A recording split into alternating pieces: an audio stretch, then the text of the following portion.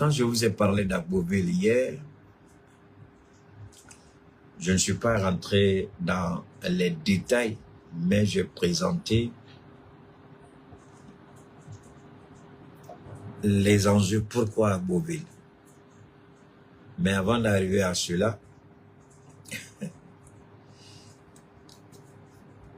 au Mali, évidemment, nous sommes, il y a beaucoup de choses à dire, mais comme je l'ai dit, je vais certainement, après la fête qui, par la grâce de Dieu, ce sera après-demain, on pourra faire un retour en arrière sur un certain nombre d'éléments. Et pour le moment, le Mali est sur le bon chemin. Et j'ai vu que, après, vous savez, quand Keïta dit qu'il est établi par Dieu, je vous en prie, détestez-moi, je m'en fous. Haïssez-moi, je m'en fous. Insultez-moi, je m'en fous. Parce que je sais que j'ai une mission qui est plus noble que votre rancune personnelle. J'ai une mission qui est plus noble que votre appréhension, votre médiocrité et votre malhonnêteté à reconnaître ce qui est vrai ou faux. Donc je m'en fous absolument de ceux qui pensent autre chose, parce que j'ai une mission qui est plus noble. La question d'Ousmane Sonko, rappelez-vous, il a fallu que je dise hier, ou du moins, il a fallu que le président Faye dise dans sa première déclaration qu'il a l'intention de travailler pour le retour des 3 pays de l'AES au sein de la CEDEAO. Ce qui en réalité, ça n'engage que lui. C'est un président. Ce n'est pas parce qu'il est dans le parti politique PASTEF d'Ousmane Sonko, il était le secrétaire général.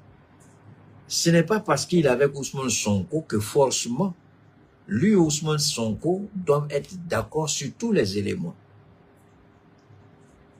Lui et Ousmane Sonko ne sont pas forcément obligés d'être d'accord. Et d'ailleurs, c'est ça qui fait le dynamisme d'une relation humaine. Si tout le monde est d'accord sur la même chose, la vie serait fade, amorphe. Elle serait nuisible. Elle serait nonchalante. La diversité d'opinions permet la vitalité dans toute relation. Et Ousmane Sonko, la première fois qu'il a parlé d'Assimi Goïta, où il a rendu hommage à Assimi Goïta, il demandait à Assimi Goïta de rester digne dans la posture qu'il a choisie.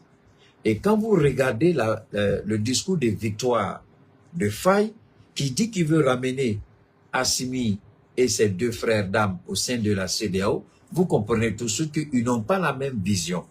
Mais est-ce que cela veut dire que ces 2 hommes qui ne peuvent pas travailler ensemble? Non. Si ces 2 hommes-là étaient diamétralement opposés surtout, ces 2 hommes-là ne seraient jamais membres du même parti politique. Ousmane président, Faye secrétaire général. Non.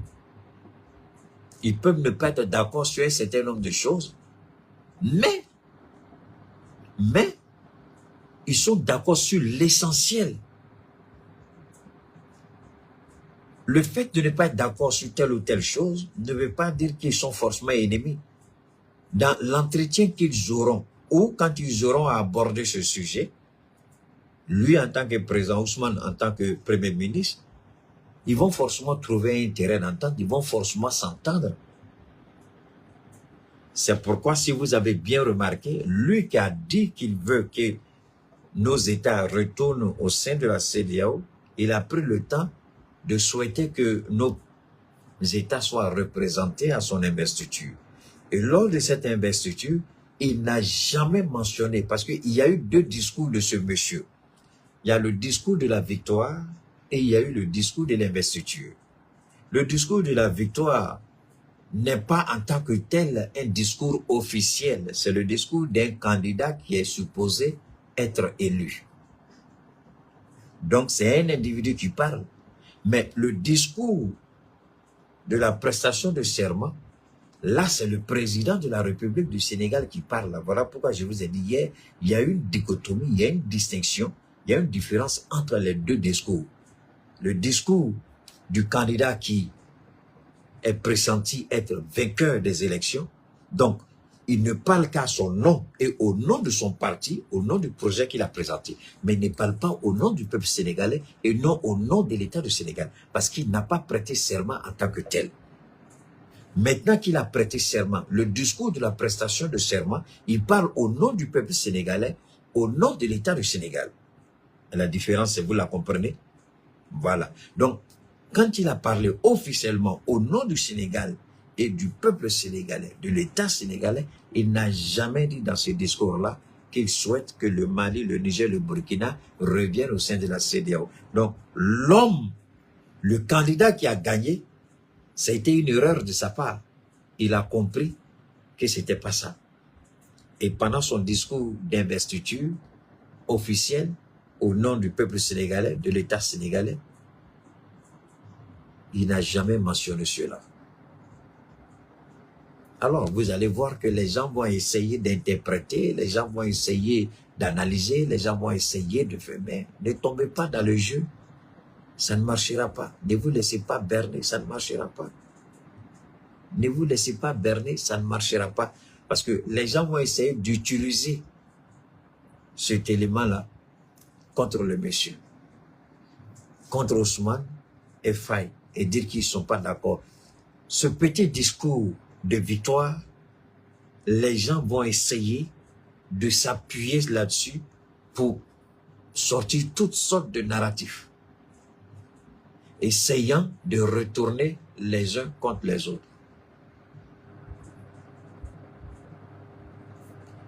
C'est ce qu'ils avaient essayé de faire avec la dame, la Mimi Touré ou bien quoi là. Bon, ils sont allés, ils ont discuté, je crois qu'ils se sont entendus, mais ça, on ne va pas revenir là-dessus. Ça regarde le peuple sénégalais. Nous, ce qui nous regarde, c'est comment le gouvernement va agir et mettre en application son projet pour lequel il a été plébiscité. Alors, donc, je reviens. À Beauville, j'ai dit que Beauville n'était pas un choix fortuit.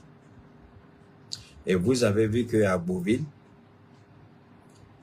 il y a eu des éléments clés dans l'intervention du président Laurent Gbagbo. Des éléments clés, des éléments essentiels. On ne va pas revenir sur la symbolique du choix d'Agboville, mais que tous les observateurs de la scène politique ivoirienne se souviennent de l'histoire d'Agboville. Qu'est-ce qu'Agboville a fait dans l'histoire de la Côte d'Ivoire? Ils comprendront aisément que le choix d'Agboville n'était pas un choix fortuit. Maintenant, c'est à Beauville encore que Laurent Gbagbo a dit ouvertement devant le monde son admiration pour Assimi Goïta. Beaucoup de gens sont passés à côté, hein? Je vous en prie, écoutez. Le président Laurent Gbagbo a publiquement demandé à Assimi Goïta, au capitaine Traoré, est-ce que je suis en train de dire quelque chose? On dirait que je ne suis pas en train de parler. Vous n'êtes pas en train de partager. Moi, j'ai arrêté direct là pour aller me coucher. Parce que si vous ne partagez pas, moi, je vais arrêter pour aller me coucher. Gbagbo Laurent a fait quelque chose d'extraordinaire hier samedi. Alors, on est en train de dépoussiérer. On est en train d'étaler. On est en train de mettre sous les projecteurs les propos du président Laurent Gbagbo. Écoutez, si vous ne partagez pas, si vous ne faites pas monter le mercure, Keïta va dire merci beaucoup, à la prochaine. Il va couper son direct, il peut aller se coucher. Gbagbo a dit quelque chose.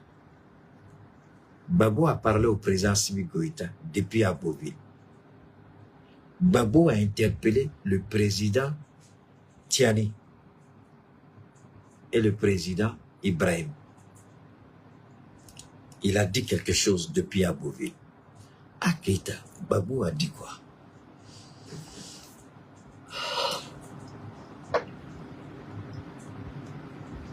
Vous êtes là? Ok. Babo a dit quoi? Babo a parlé ou il a parlé? Attends, bon, qu'est-ce qu'il a dit? Président Babo, il faut parler ici. Où est ça? Oh là là. Ne soyez pas pressés, hein. Je vais vous faire écouter Laurent. Voilà, c'est ici. Écoutez, on va écouter ensemble. Hein. On va écouter le président Babo.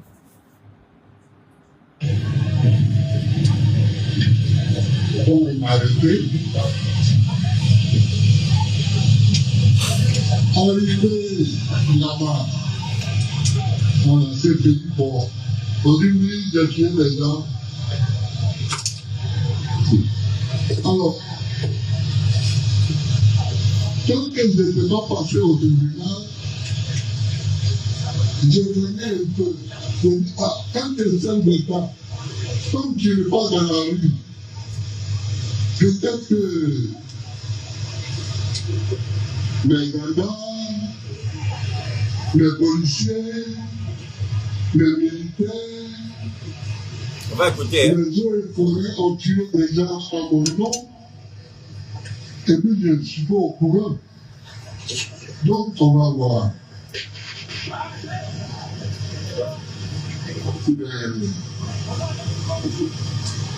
Quand tu parles tout d'un Soudan et de FDB, quand j'ai écouté ça, bon, attendez, hein. Tout à l'heure, ils ont essayé de couper mon direct. Je vous ai dit, je suis sous sanction au niveau de Facebook. Pour quelle raison? C'est eux ceux qui savent. Je suis la bête noire. Ils veulent couper le direct. Ils veulent couper. Quand ça commence à monter, quand l'algorithme commence à être bousculé, il y a la tentative de couper le direct. Donc, c'est attaqué. Si vous voulez, s'il coupe, on va aller tous se coucher. Mais vous pouvez empêcher ça, je vous ai dit. C'est le maximum de cœur. Bachile vous le dit, pompez les cœurs. Il a écrit. Bachile a écrit, il a épinglé ça. Pompez les cœurs. Pompez. Pompez et n'arrêtez pas de pomper. Partagez jusqu'à ce que vous soyez incapable de partager. Ça, là, ils ne veulent pas savoir. Parce qu'ils savent qu'il y a des éléments, quand Keïta commence à décortiquer, ça n'a rien à voir avec ce que vous entendez ailleurs. Ici, c'est la crème des crèmes. C'est le haut de gamme, c'est le dernier cri. Après, ici, il n'y a plus rien. Donc, écoutez, je vous en prie. On va continuer. Il n'y a rien au pays. Il y a en face. Je dis à lui, ne vous inquiétez pas. Je vais me trouver en prison. On va discuter, je vais vous donner les faits. Ils m'ont trouvé, je leur ai donné les faits, ils ont dit donc on va gagner une position. Je dis on va gagner une position. Parce qu'elle raconte des histoires. Elle raconte des histoires sans parler de faits. Bon. Alors la seule chose qu'il pouvait faire, c'est de me garder longtemps pour que ici, on puisse finir deux mandats.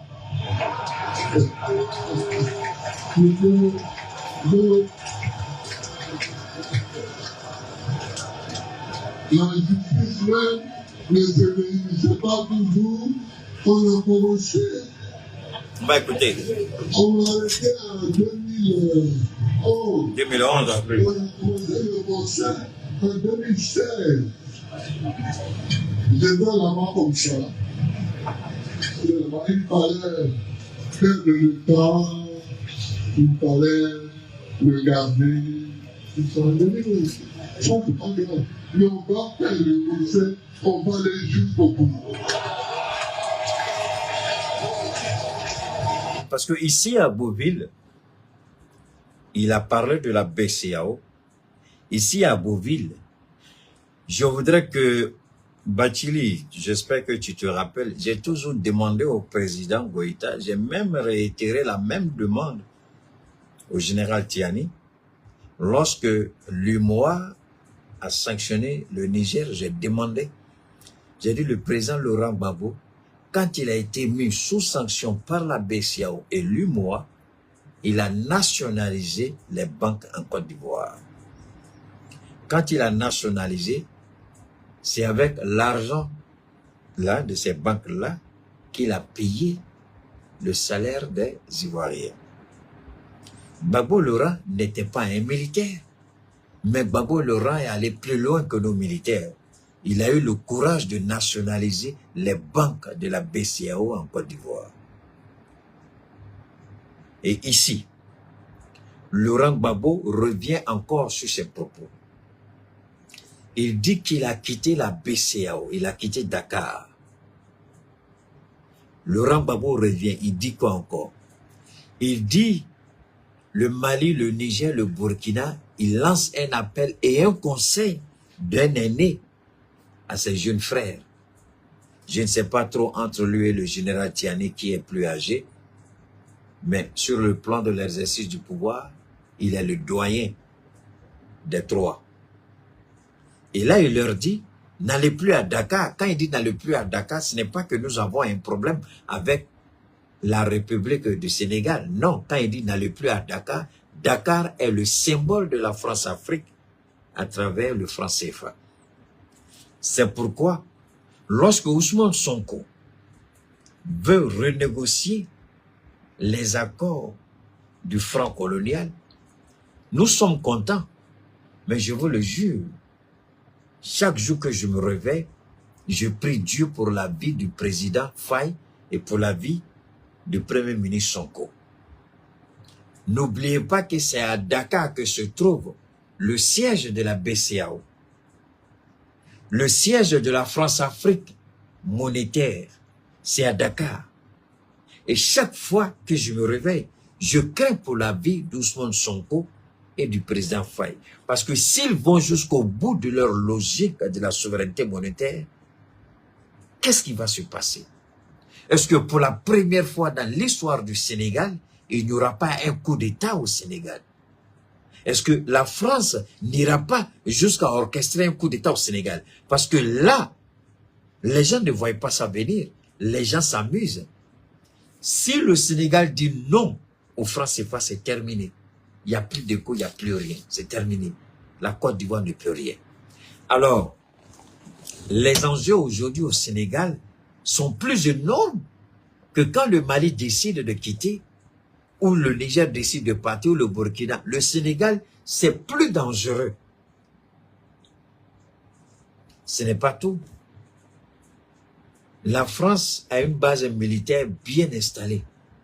Et je vais vous dire, le conseil que je vais donner à Ousmane Sonko et à Faye, c'est d'abord d'arrêter de sous-traiter les renseignements militaires, les renseignements, je dirais peut-être civils,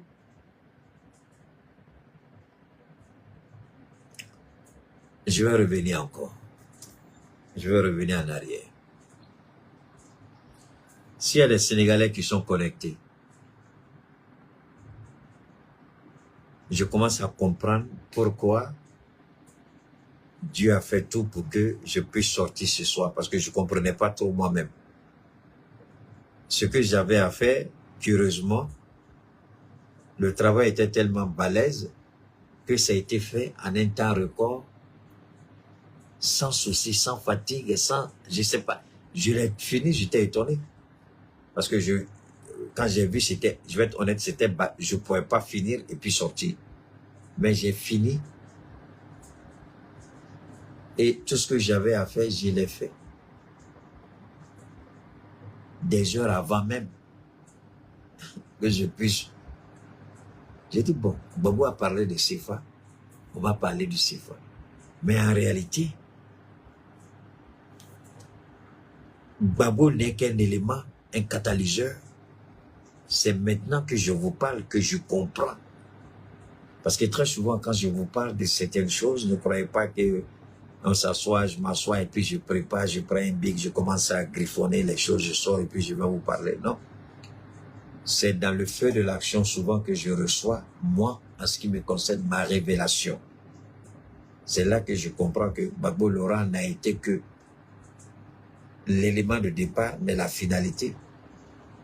Je pensais que c'était encore l'AES qui était la finalité, mais je me rends compte que ce n'est pas l'AES, c'est plutôt Ousmane Sonko et le président Faye. C'est maintenant que je parle et puis je reçois cette requête. C'est eux qui sont plus en danger qu'Assimi Goïta, que le capitaine Traoré ou le général Tiani. C'est eux qui sont menacés aujourd'hui. Mais la menace, elle est encore souterraine. La France est en train de préparer quelque chose de façon souterraine. C'est pourquoi quand Keïta sort, quelqu'un aime le dire, la bête noire de l'Occident, la bête noire de la France-Afrique, c'est Keïta. Moi, j'aime bien ma chérie Nathalie quand elle parle beaucoup. Souvent, elle touche certaines réalités. Il y a un véritable danger qui est là. Le Sénégal n'a jamais connu de coup d'État militaire. Mais il y a une probabilité que le mandat du président Faye soit perturbé. Si le Sénégal ne se lève pas pour faire un, comme le peuple malien a fait un avec Assimi Goïta et la transition, comme le peuple burkinabé a fait un avec le capitaine Traoré et la transition, comme le peuple nigérien a fait un avec le général Tiani et la transition. Si le peuple du Sénégal ne se lève pas pour devenir un avec le président Sonko et le président de la République Faye, pour ne pas frustrer les uns et les autres, si le peuple sénégalais, je reprends, ne se lève pas pour devenir un avec le premier ministre Sonko, pour devenir un avec le président Faye, je vous jure qu'il y aura un coup d'État au Sénégal. S'il y a quelqu'un qui croit qu'il est bien assis, fondamentalement bien assis, et qui est dans le secret des cieux, mieux que moi, que ce que je reçois, que c'est un jeu, je vous en prie. Même Christ Yapi n'est pas dans cette révélation. Il est petit ici. Ce que je vous donne, jetez ça comme vous voulez. Je prie Allah, en ces derniers instants de ce mois de jeûne, je prie Allah que je sois dans le faux. Je prie Allah que je me trompe. Je souhaite que je me trompe. Je souhaite que je me trompe. Et ma plus grande, je vous jure, j'ai peur. Et c'est rare que Keïta dise qu'il a peur. Vous me connaissez. J'ai peur pour le président Faye et pour le premier ministre Sonko. Si vous croyez que je cherche de la visibilité, à cause de Dieu, ne partagez pas. Si vous pensez que je cherche de la visibilité à cause de tout ce qui m'est cher, si vous croyez que je cherche la visibilité et que si vous partagez ma vidéo, je ne vous pardonnerai jamais jusqu'à la fin du monde. Si vous croyez que je cherche la visibilité et vous partagez ma vidéo, que Dieu vous condamne.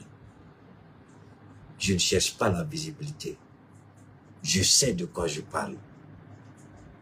Là où je suis assis, seul Dieu, dans sa grandeur, dans sa bonté, dans sa miséricorde, peut me détrôner. Aucun être humain issu d'un homme et d'une femme, vous ne pourrez pas me détrôner. Et ce que je dis, ce n'est pas un jeu.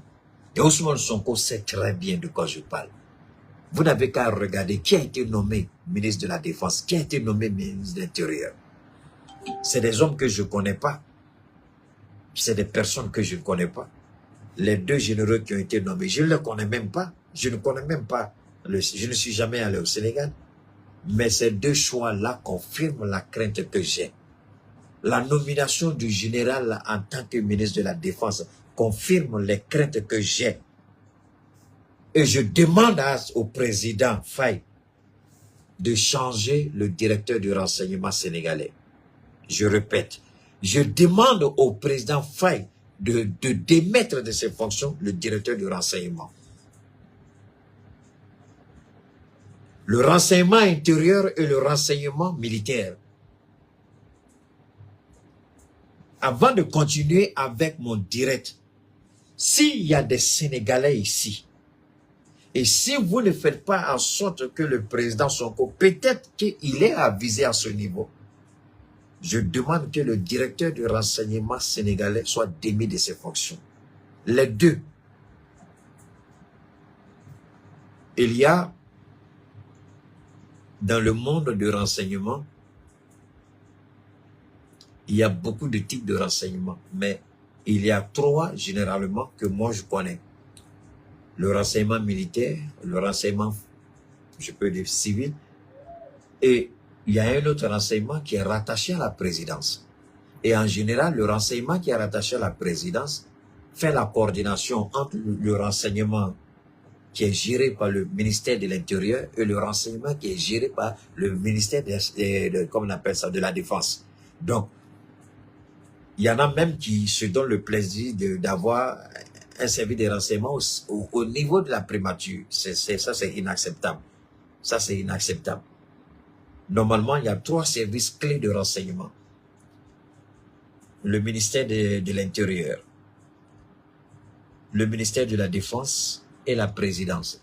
En réalité, le renseignement de la présidence sert de coordination entre le ministère de l'Intérieur, le renseignement du ministère de l'Intérieur et le renseignement du ministère de la Défense. C'est à ce niveau que c'est le ministère, enfin le renseignement de la présidence fait le tri, la collecte, la vérification et remonte l'information au niveau de la cellule de crise, ce qu'on appelle le Conseil de sécurité, le Conseil national de sécurité. Tous les pays du monde ont leur propre Conseil national de sécurité. Et le Conseil national de sécurité est présidé par le président de la République. Alors, l'information, le renseignement militaire, le renseignement au niveau du ministère de l'Intérieur, il y a la collecte des données au niveau de la présidence. Donc, ce sont ces différentes données qui sont remontées au niveau du Conseil national de la sécurité. Et c'est à cela que le président est briefé sur les menaces imminentes contre l'État. Alors aujourd'hui, en ce qui concerne le Sénégal, je demande au président Sonko de démettre l'ancien directeur général du renseignement au niveau du ministère de l'Intérieur et du ministère de la Défense et de la présidence. Et celui qui est chargé de collecter les informations au niveau du Conseil national de sécurité. Il faut démettre toutes ces personnes-là de leurs fonctions et reprendre en main le renseignement au niveau du Sénégal. Et arrêter de sous-traiter le renseignement et avec la CIA et avec la DGSE. Parce que tant que la DGSE sera impliquée dans le renseignement sénégalais, les coups d'État seront prévisibles au Sénégal. Il y aura un coup d'État forcé. Parce que aujourd'hui, vous croyez qu'il n'y a pas un service de renseignement? Les Américains sont au Sénégal. Et aujourd'hui, la plus grande crainte de l'Union européenne au niveau de la pêche. Parce que le Sénégal veut renégocier tous ces secteurs-là, la pêche. Et la pêche, c'est la famine en Europe. L'Europe vient voler les poissons au large de Dakar. Et le président Faye, il dit désormais les tonniers, les bateaux de pêche de l'Union européenne devront rester à 20 km des côtes sénégalaises. 20 km. Ça va poser un problème à l'Union européenne, qui donnait l'argent gratuitement à Macky Sall, qui empochait. Cet argent n'a jamais servi les pêcheurs sénégalais. Il y avait une compensation que l'Union européenne, c'est des milliards que l'Union européenne versait à l'État sénégalais pour dédommager les pêcheurs sénégalais. Parce que les bateaux de l'Union européenne venaient pêcher au large même des côtes sénégalaises. Mais où est parti cet argent? Macky Sall où est parti cet argent? Que Macky Sall justifie cet argent. Je vous ai dit que quand vous ne voulez pas faire quelque chose et Dieu vous incite à sortir, vous n'êtes plus maître de ce que vous dites.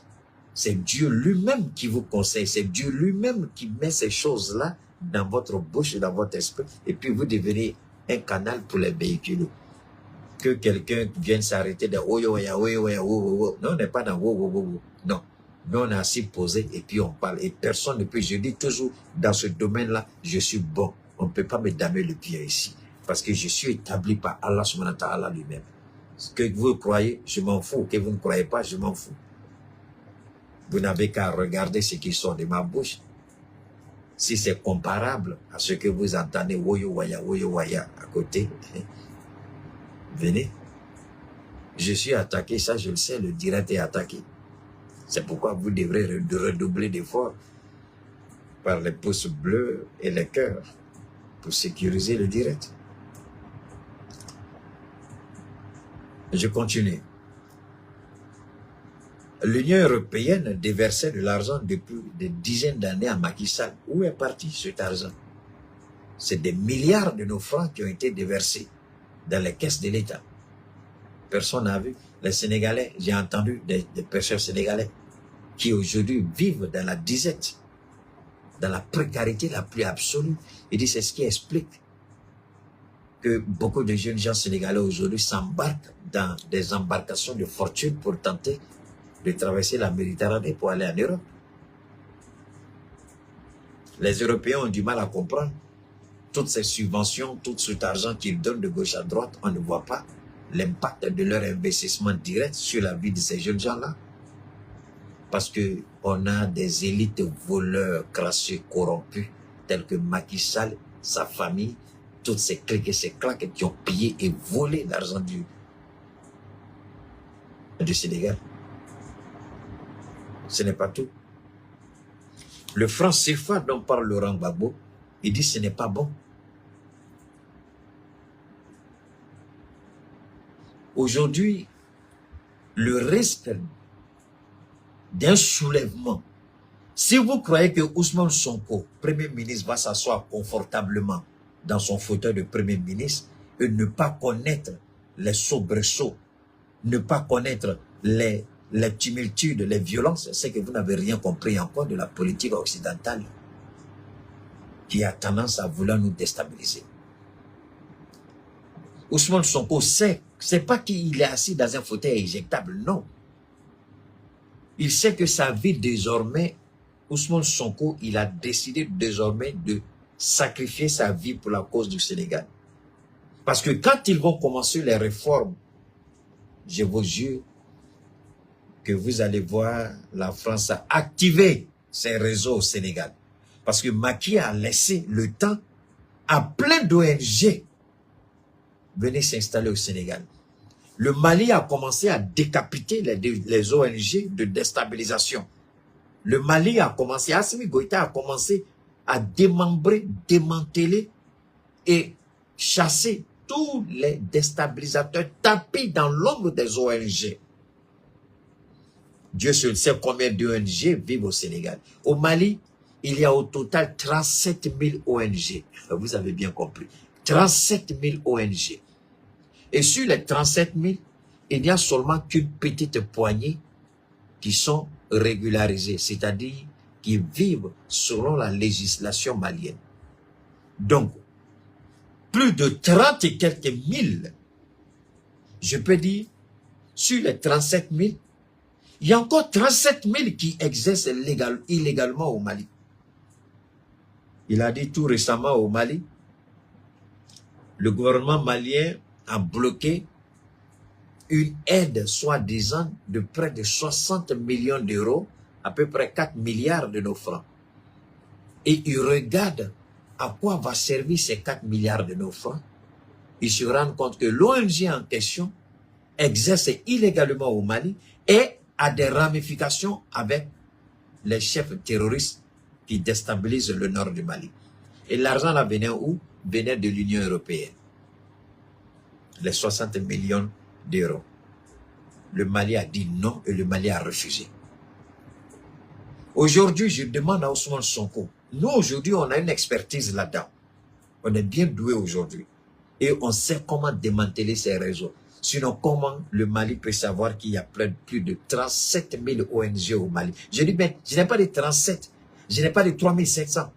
Je dis 37 000 ONG au Mali. 37 000 ONG. On va faire quoi avec ça?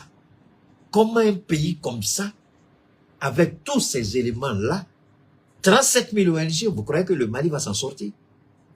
Le Mali va aller où avec ça? Alors quand les gens sortent et puis disent organiser élection, mais les 37 000 ONG tapés dans l'ombre sont prêts à pistonner et sortir, pousser des jeunes gens avec des miettes qu'on va leur donner de protester et de contester. Mais ils ont compris qu'il y a des gens au Mali, pas seulement le président Assimi Goïta, pas seulement le ministre de la Défense Sadio Kamara, pas seulement le ministre de l'administration territoriale, le colonel Abdoulaye Maïga, pas seulement le premier ministre Choguel Kokala Maïga, pas seulement le ministre des Affaires étrangères ou le président de CNT, mais il y a encore des gens au Mali, en l'occurrence, en première ligne, Cheikh Oumar Keïta. Ils savent que quand nous, on est saisis de leurs activités, on sort avec une violence que vous ne pouvez imaginer. Et le gouvernement malien, on donne la possibilité, on donne à l'État du Mali la force de frapper ces ONG-là et de les extirper, les jeter hors de notre territoire. Nous donnons les armes à l'État pour les foutre dehors. Et Cheikh Oumar Keïta fait partie de ceux qui donnent les armes à l'État du Mali pour foutre dehors tous les fauteurs de troupes. Ils le savent, c'est pourquoi ils nous attaquent au quotidien dans nos interventions. C'est pourquoi, une fois de plus, c'est pourquoi, deux fois de plus, c'est pourquoi, trois fois de plus, peuple du Sénégal, je vous en prie, parlez à Ousmane Sonko, au président Faye. Il y a encore des jours sombres qui arrivent au Sénégal. Je ne suis pas alarmiste, je suis réaliste. Parce qu'ils vont toucher aux intérêts, aux fruits défendus. La France-Afrique, le berceau de la France-Afrique, c'est le Sénégal, c'est le Gabon. Pourquoi le procès de Ali Bongo jusqu'à aujourd'hui ne peut aller quelque part?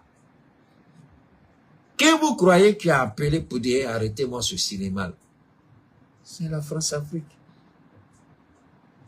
Pourquoi Ouattara ne peut pas se passer de Macron, qui a financé à hauteur de 1000 milliards ce soi-disant métro d'Abidjan? Et jusqu'à la date d'aujourd'hui, on n'a pas encore vu le bout du tunnel. On ne sait pas à quoi ça avance. Mais 1000 milliards ont été donnés. Où est parti tout cet argent?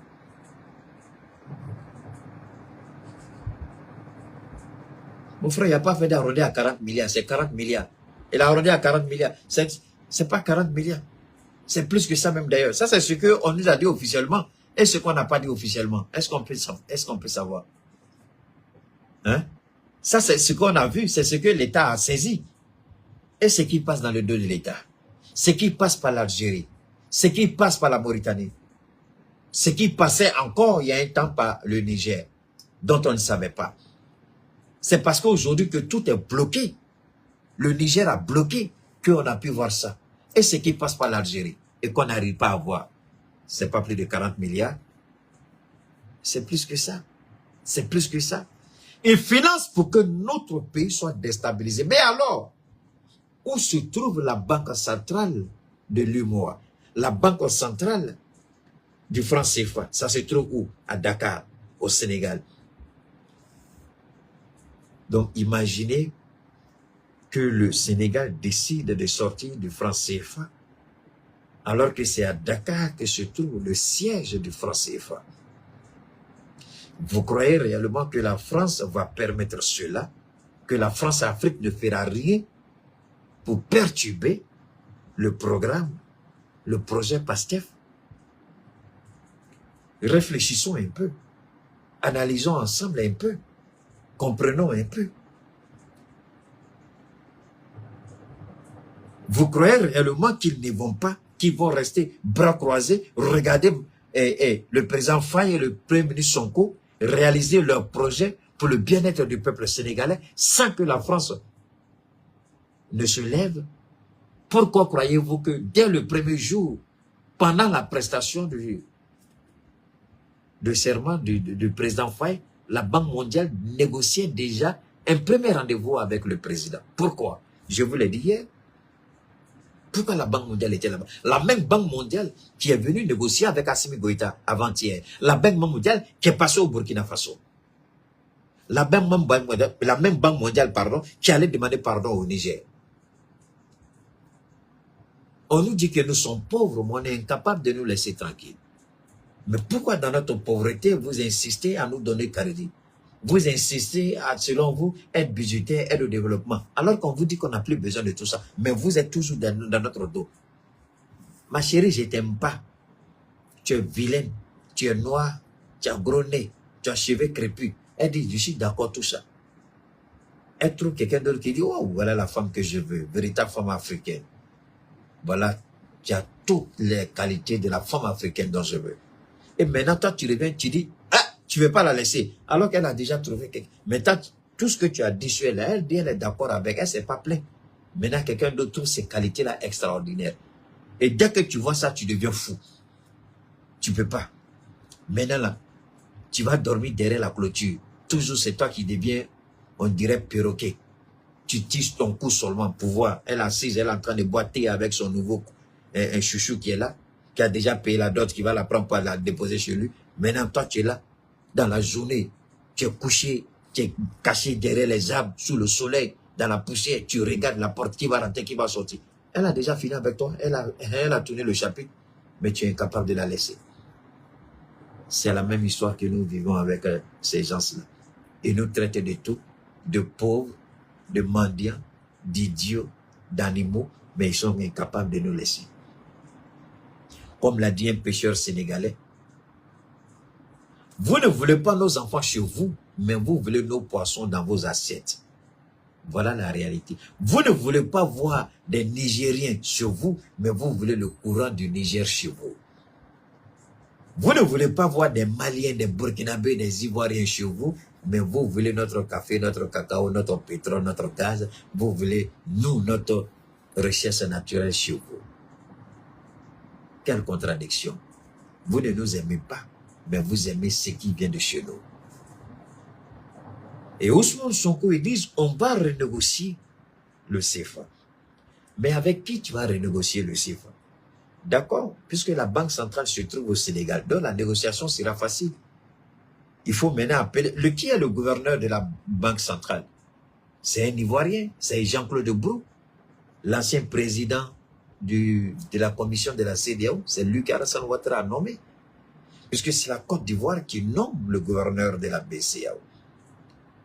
Alors, comment ils vont procéder si ils convoquent les pays de l'UMOA pour discuter et que Macron dit à Alassane Ouattara, tu es venu me demander ton 4e mandat, je ne voulais pas te donner ton 4e mandat, maintenant je suis prêt à te donner ton 4e mandat, mais les enfants là, il faut les empêcher de toucher au franc CFA.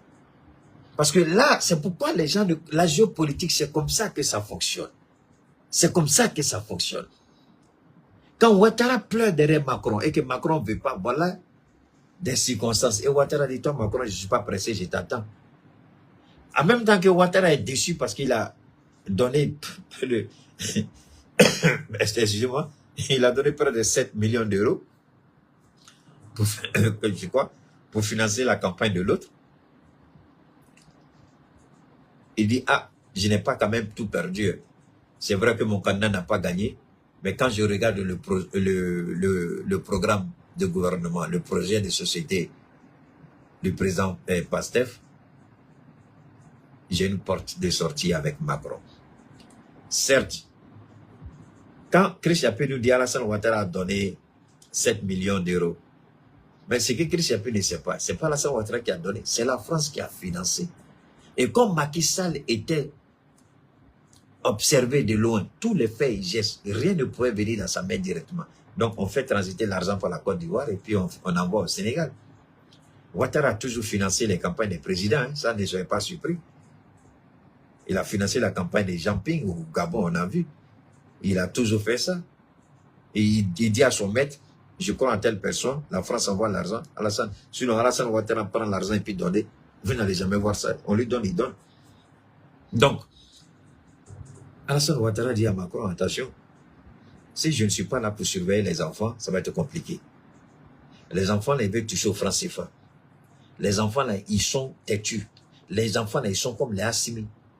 Seront compliqués. Donc, il faut qu'on soit là pour les empêcher. Si tu m'enlèves là, qui va bloquer? Parce que moi, je suis capable de violer la loi et puis je m'en fous. Je viole la loi, je viole les tests, je m'assois et puis j'assume. Mais qui peut faire ça? Si on les laisse et qu'ils s'associent à Assimi Goïta, c'est fini pour le franc CFA. Sur 7 pays, il y a 3 qui sont déjà sortis, ça reste 4. Et un pays de poids, le Sénégal se retire, ça fait 4 contre 3. C'est fini, le CFA est mort. Sur le Sénégal, soit c'est fini, il n'y a plus de CFA, c'est terminé. C'est terminé. Alors, donc Alassane Ouattara vient de trouver sa porte de sortie. Alassane Ouattara vient de trouver sa raison d'être adoubé pour un 4e mandat. Moi, j'ai dit pour moi, asseyons-nous et puis regardons. Si c'est vrai ou faux, asseyons-nous et puis regardons.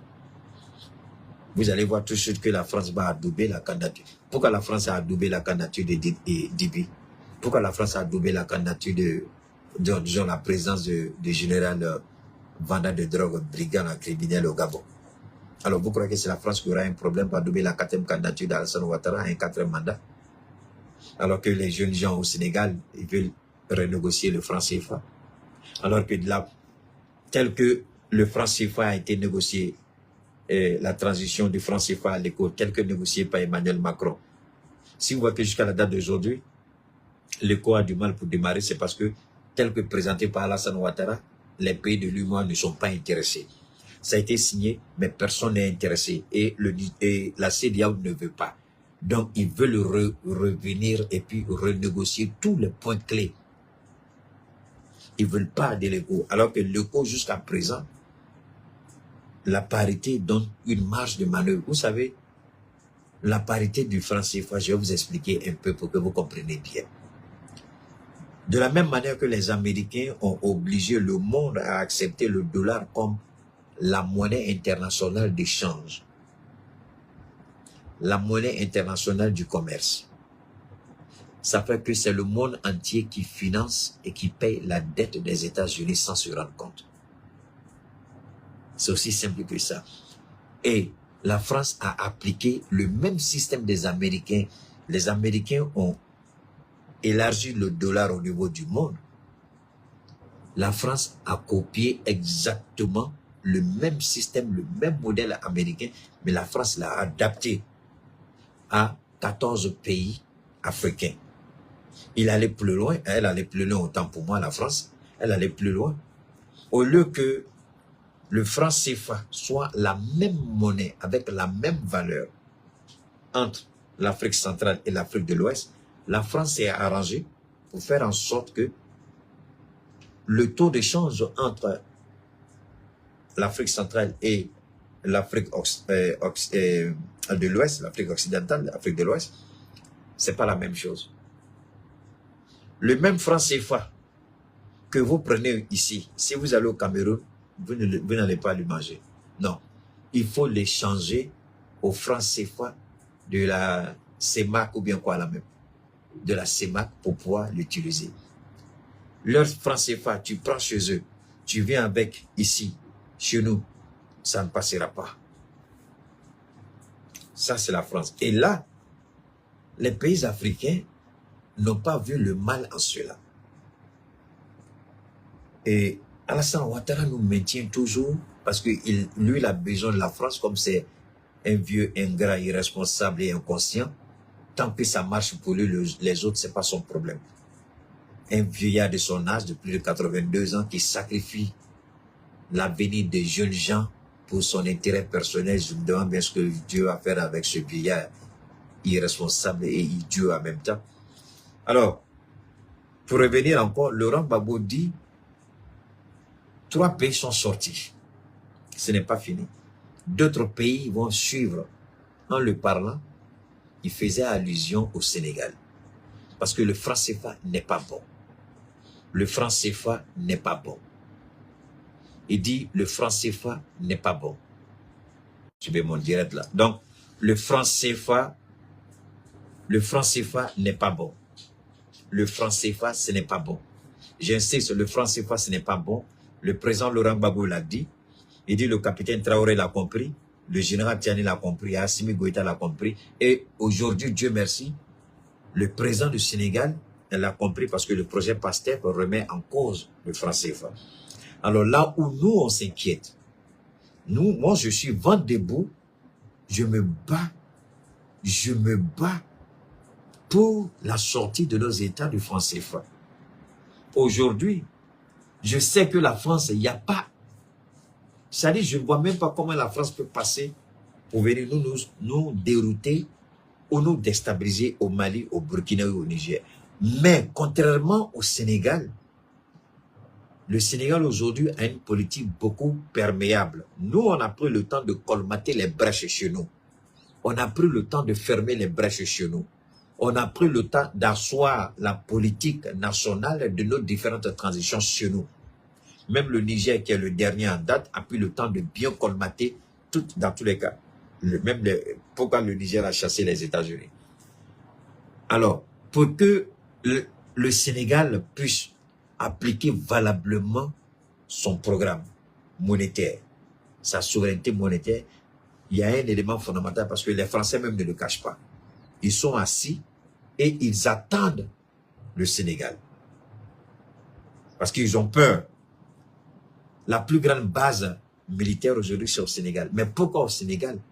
Pour protéger leurs intérêts par rapport à la Banque centrale des États de l'Afrique de l'Ouest, c'est-à-dire la BCEAO. Vous croyez que l'armée française est au Sénégal, pourquoi? C'est pour préserver les intérêts français, des entreprises françaises et de l'investissement français. Et la BCEAO est la machine répressive néocoloniale de la France pour dominer et assujettir les États. Donc, l'armée française à Dakar veille à ce que la BCEAO fonctionne conformément aux diligences de l'Élysée. Pour que Ousmane Sonko, pour que le président Faye réussisse son programme, il faut d'abord se débarrasser de l'armée française à Dakar. Il faut demander le départ coordonné de l'armée française de Dakar. Tant que l'armée française va rester à Dakar, s'ils veulent entreprendre les réformes économiques et les réformes monétaires pour la souveraineté monétaire du Sénégal, je ne donne pas cher la peau du gouvernement Faye. Ils seront tous liquidés par la France. Ils vont tout de suite susciter 2 ou 3 véreux, officiers ou sous-officiers, leur donner l'argent tout de suite. Ils vont... Ils sont en train d'attaquer mon direct. Les gens n'aiment pas ça. Ils sont en train d'attaquer le direct, c'est pas grave. Donc, ils vont tout de suite pousser des gens, des petits militaires crasseux, idiots, irresponsables, des vendus. Ils vont les pousser dessus.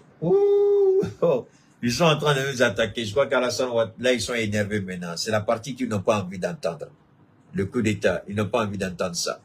C'est pourquoi je vous demande pardon. Faites remonter cette intervention au niveau de Sonko, au niveau du président Diomaye Faye. Faites remonter cette intervention sur toutes les plateformes des réseaux sociaux. Parce qu'aujourd'hui, les gens pensent que ce sera une chose facile pour Ousmane Sonko et le président Faye. Je vous jure que la France les tient à l'œil et la France les observe. La France va manipuler des jeunes officiers pour se débarrasser de ces deux hommes-là. Avant de toucher à la réforme du franc CFA, il faut d'abord dénoncer la coopération militaire avec la France. Il faut d'abord se débarrasser de la France. Il faut d'abord se débarrasser de la France. Si l'armée française reste au Sénégal et qu'ils veulent entamer, c'est ce qui a tué le président Compaoré, je dis Compaoré et Sankara et les autres présidents. Les Américains sont au Sénégal. Il faut les expulser du Sénégal. Il faut expulser les Américains du Sénégal. Il faut expulser comment on appelle ça, les Américains et les Français. Il faut les expulser. Et je ne sais pas s'il y a une base de l'Union européenne au Sénégal, il faut les faire partir. C'est après cela qu'il faut s'attaquer. Parce que moi, je souhaite d'abord que les gens règlent la question militaire avec la France et les États-Unis avant de s'attaquer à la question monétaire. Si jamais ils se croient, parce qu'on a la démocratie sénégalaise, on est ceci, mon ami, vous vous blaguez. Vous vous blaguez. Vous avez affaire à des criminels qui ne pensent qu'à leurs intérêts. Si vous voulez vous attaquer à la question monétaire, au contrat, sans d'abord chercher à demander à la France de partir, et vous allez renégocier la présence française et américaine au Sénégal. Avant toute chose, attaquez-vous d'abord à cela. Et ça, c'est un. Il faut demander le départ, j'insiste, il faut demander le départ de l'armée française du Sénégal. Deuxièmement, il faut demander le départ de l'armée américaine du Sénégal. Troisièmement, il faut arrêter la coopération des échanges en matière de renseignement. Il faut liquider tous les directeurs des différents renseignements qui sont là. Quand je dis liquider, c'est les renvoyer. Que ce soit le renseignement militaire, que ce soit au niveau du ministère de l'Intérieur, que ce soit au niveau du Conseil national de sécurité au Sénégal, que ce soit au niveau de la présidence. Il faut renouveler la tête de ces différentes structures du renseignement au Sénégal. Il faut commencer à récupérer d'abord la souveraineté sur le renseignement. Si vous vous amusez à vouloir faire quelque chose sans d'abord gérer le renseignement, comme tout bon Africain, la communication, c'est pas leur problème. Ils finissent de tout mélanger sans sommet. Ils pensent que la... Alors que le blanc, j'ai aimé Alain Foucault, il a fait une rubrique où il a dit l'Angleterre dépense des centaines de millions d'euros en communication. Les États-Unis dépensent des milliards de dollars en communication. La France, des centaines de millions d'euros en communication. C'est chez nous ici, là, on dort peinard. Communication même, là, le béaba même de la communication, on ne maîtrise pas. Souvent, même quand je vois les gens sur les réseaux, quand il y a quelqu'un qui commence à faire des bonnes actions, ils vont, c'est sur les réseaux. Et encore, les réseaux sont très mal exploités. Je vais profiter pour demander au Premier ministre le dialogue intermalien. Je vais demander au ministre Abdoulaye Maïga. Ils ont vu les erreurs lorsque les réseaux ont été écartés dans la campagne pour le oui au référendum. Je leur demande dans ce dialogue, dans ce processus de dialogue intermalien, les gens sont plus sur les réseaux, ils écoutent plus sur les réseaux. Et malheureusement, l'erreur au Mali, je ne sais pas quel langage on doit parler avec nos autorités maliennes pour qu'ils comprennent. Je ne sais pas quel est leur problème. Et jusqu'à présent, ils ont du mal à comprendre. Quand c'était gâté en Côte d'Ivoire, tout de suite, ils ont appelé tous les influenceurs ivoiriens à la dernière minute. Rapidement, chacha, pour faire avancer la canne. Quand c'était gâté, les éléphants étaient sur le point d'échouer.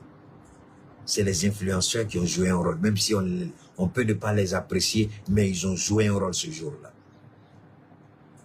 Nous, chez nous ici, pendant qu'on est dans une situation, au lieu de s'appuyer sur les réseaux, je ne dis pas tout le monde, il y en a qui sont bons. C'est pas tout le monde, c'est pas tout ce wow, c'est pas ça que je dis.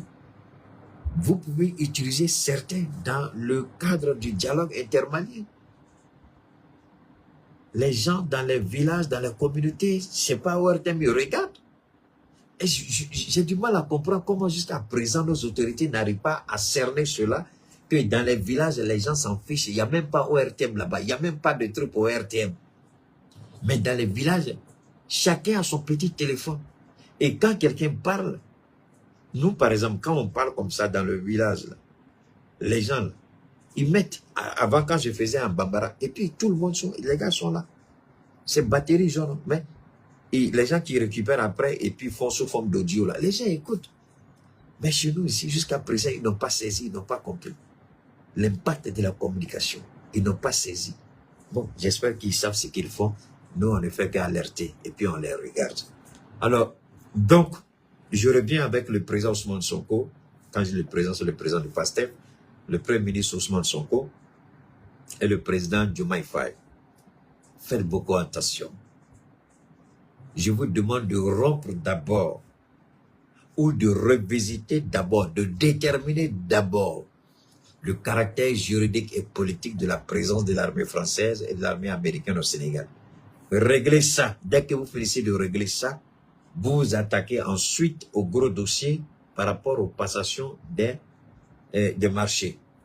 Ensuite, vous allez regarder la question du franc CFA. Ce n'est pas une précipitation, le franc CFA. Prenez le temps pour regarder, analyser. Mais avant, il faut protéger vos arrières, comme on le dit dans le français courant. Il faut prendre en main vos différents services de renseignement. Il faut démettre de leurs fonctions tous les directeurs actuels à l'état de tous ceux qui ont été nommés par Macky Sall. Il faut les démettre tous de leurs fonctions. Nommer de nouveaux directeurs à ces postes stratégiques du renseignement. Commencer à négocier ou à revoir les accords entre la présence de l'armée française et de l'armée américaine au Sénégal. Et ensuite, vous allez vous attaquer. La sortie du franc CFA est une nécessité. Si des réformes courageuses sont faites pour dire que nous, on n'est pas pressés, on regarde d'abord. Sinon, on a notre monnaie qui est prête. Et dès qu'on va lancer notre monnaie, il n'y aura pas de retour. Il n'y aura pas de retour. Et la monnaie, elle est prête. Comme l'a dit Shogel, c'est une décision politique.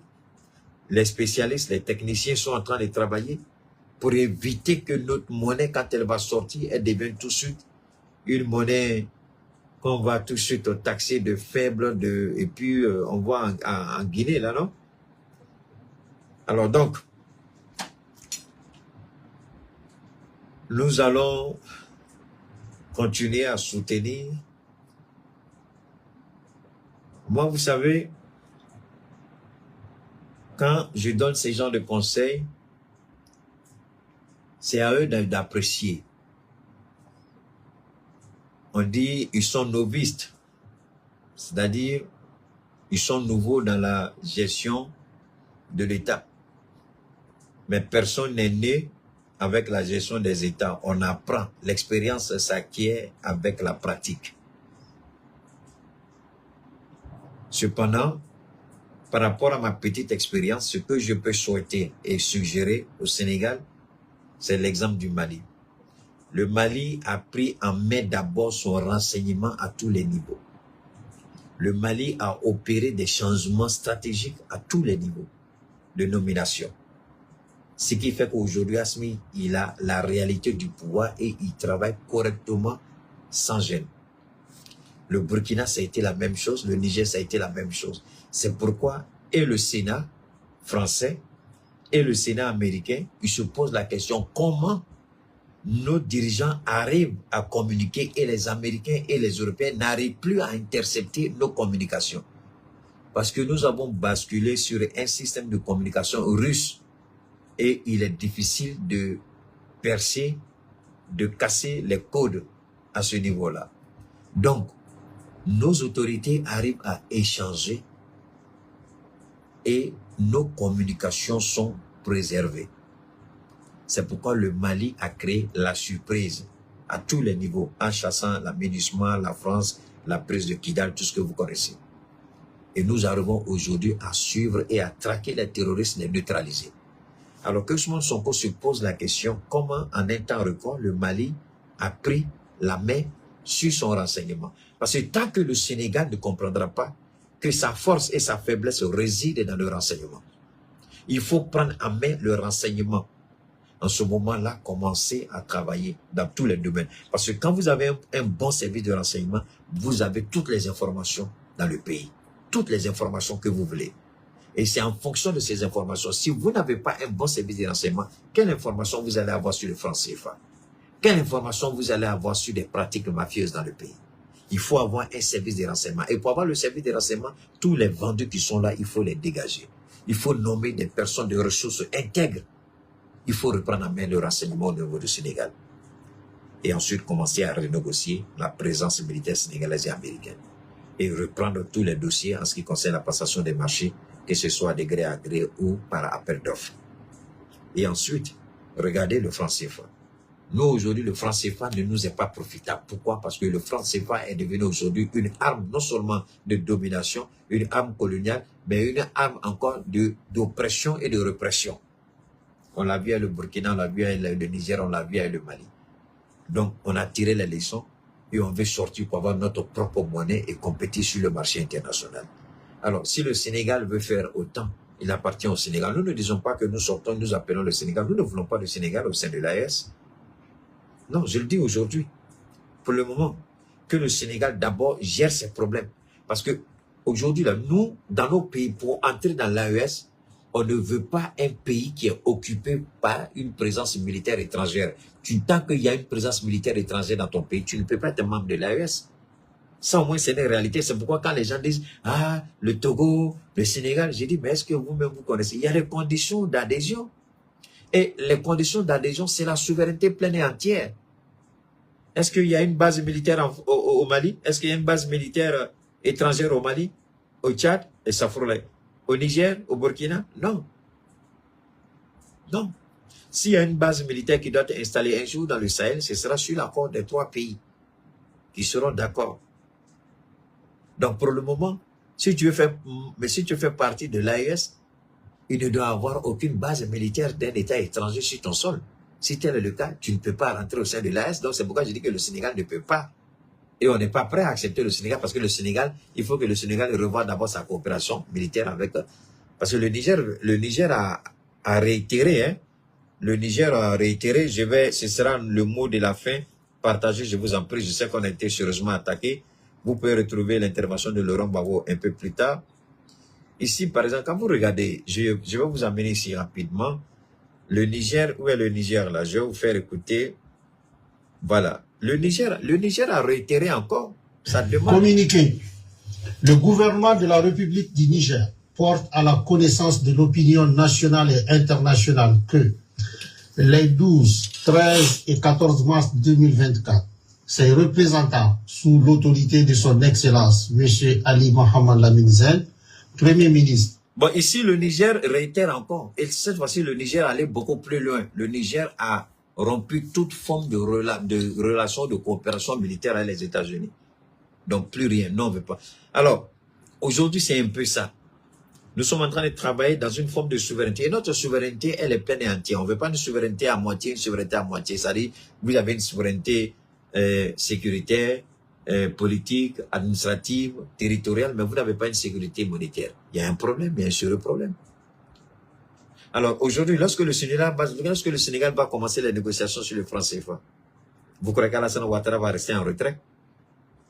Et tout le souhait d'Alassane Ouattara, c'est que le Sénégal commence les négociations sur le franc CFA pour que lui, sa 4e candidature soit adoubée par Macron et que lui, il jette les bâtons dans les roues du président Faye pour l'empêcher de procéder aux réformes. Et ils vont utiliser, certainement, ils vont utiliser tous les moyens pour faire en sorte que le président Faye et son premier ministre peut-être même se retrouvent à couteau tiré. Il y a une possibilité. Mais à ce niveau-là, moi, je n'ai pas peur. Il appartient à Faye. Parce que peut-être qu'on ne connaît pas aussi cela en l'homme. L'homme, il est déterminé, il est engagé, il est un homme de principe. Il est un homme de principe et je fais absolument confiance. Je sais qu'au moment venu, les gens vont s'activer, ils vont les mensonges, essayer de manipuler. Mais je crois qu'il va rester serein. Et puis c'est le Sénégal qui gagne. Dans tous les cas, s'il réussit cette mission noble, c'est le Sénégal. Et rien n'est impossible. Sonko a dit quelque chose et le président Faye a repris. Il dit, les élites africaines sont complexées. Eux, ils sont décomplexés. Ça veut dire beaucoup de choses. J'ai l'habitude de vous dire, nos responsables, pas chez nous ici au Mali, pas dans l'AES, mais que très souvent, on a des responsables africains zélés et complexés.